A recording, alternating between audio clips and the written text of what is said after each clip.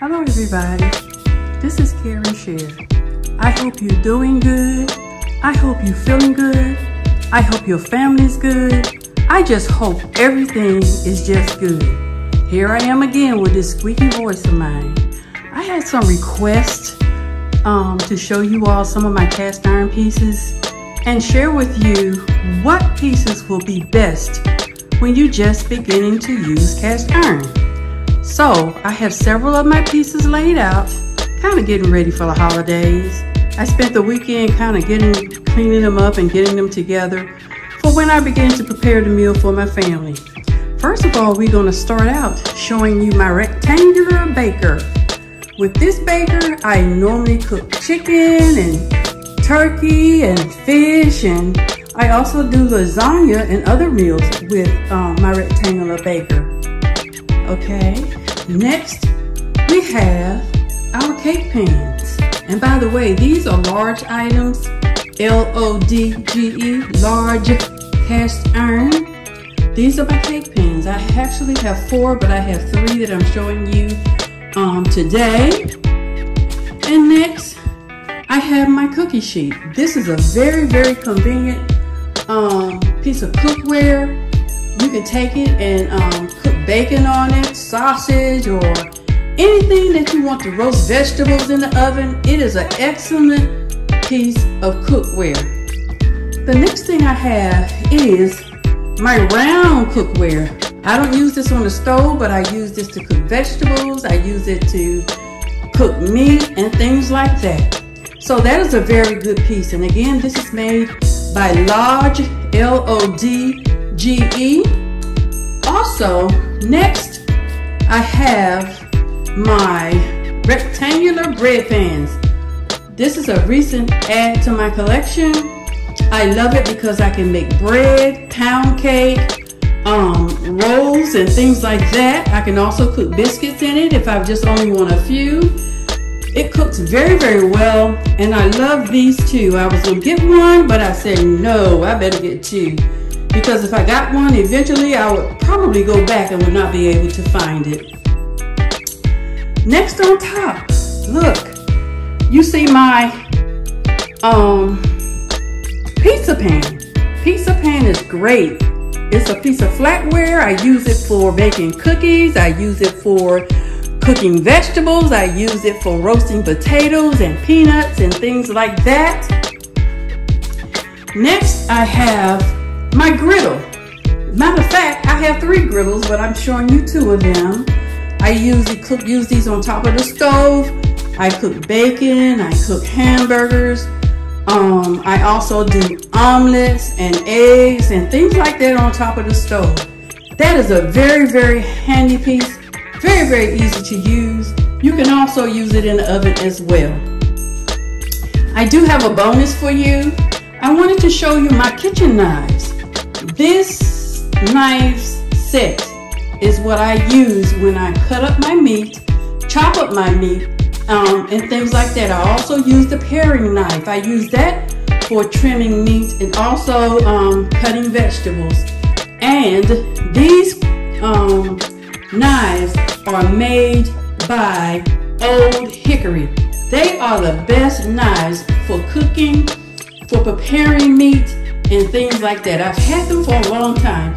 The meat cleaver is something that I recently added, and I just love the meat cleaver because these knives will stay extremely sharp if you keep them sharpened. Very, very heavy duty, and they work extremely well when cutting up vegetables and meats.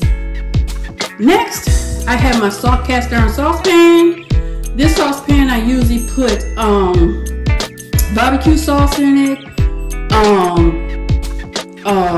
lemon sauce in it, butter sauce in it, and things like that. I usually use that on top of the stove. I melt butter in it. I also melt chocolate in it, and it is just something very handy. You can use it on the grill as well. And my old faithful wok. Love this wok. Had this wok for many, many years. It has went through storms and everything else, but it's yet still standing. I love this wok. This is my largest wok I have. I usually cook fish stew in it in the wintertime, stir fry vegetables during the year, and things like that. My little wok, the same thing.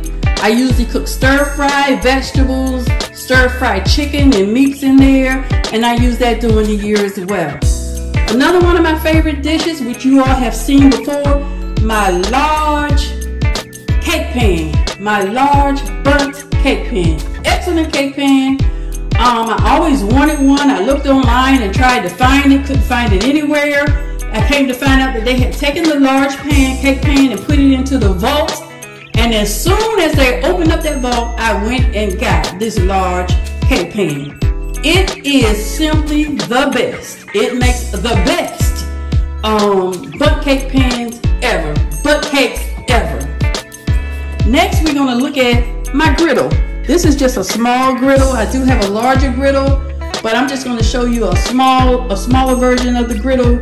And you can grill on top of the stove, turkey and steak and things like that.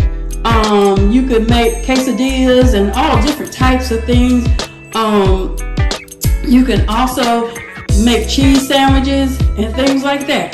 This is the old faithful frying pan. Love that too. It is a piece that I have had for many, many years. It works extremely well, very well seasoned, very well oiled. And next I have my oval casserole dish. This thing is simply awesome. Normally I would bake my chicken and my turkey. I make soups and stews and things like that. I bake bread in it. It is just awesome. Normally if I want to cook a turkey, I could take my Hickory meat cleaver and cut my turkey in half, put half of it in the pot and put half of it in the oven, and it comes out juicy, tenderized, and it is extra good. So as you see, I am a large fan. I am a cast iron cook fanatic. Love cooking with cast iron.